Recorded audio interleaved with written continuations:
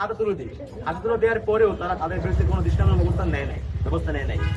এই যে বিষয়গুলো ঘটতেছে আমরা বারবার বলার পরেও প্রশাসন ব্যবস্থা নিচ্ছে না, বরঞ্চ তারা ব্যবস্থা না নেওয়ার মাধ্যমে আমাদেরকে যে টাইপে বাধ্য হচ্ছে আমরা এগুলো কাজগুলো করার জন্য, এগুলোর পিছনে অবশ্যই আমাদের প্রশাসনের দায়বদ্ধতা আছে।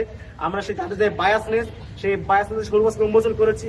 আমরা হচ্ছে ছাত্রদের গতকাল যে চিন্তাই ঘটনা সেটা হচ্ছে সমস্ত ডকুমেন্টে নিয়ে এসেছি, তাদেরকে জমা দিয়েছি এবং আমরা আশা রাখছি তারা খুব দ্রুত সময়ের ভিতরেই এই সমস্ত ঘটনাগুলো বিশ্লেষণ করে তদন্ত সাপেক্ষে, যদিও প্রমাণ স্পষ্ট প্রমাণ রয়েছে তদন্ত করার প্রয়োজন নাই, তারপরে তারা মনে করে প্রয়োজন তদন্ত করবে, তদন্ত করতে হবে। তদন্ত করার ফলে পরে যাতে প্রয়োজনীয় ব্যবস্থা গ্রহণ করা হয় এবং সেটা যেন অবশ্যই শিক্ষার্থীদের যেই চাওয়া সেই চাওয়ার ভিত্তিতে হয়, সেই দাবি আমরা জানাচ্ছি।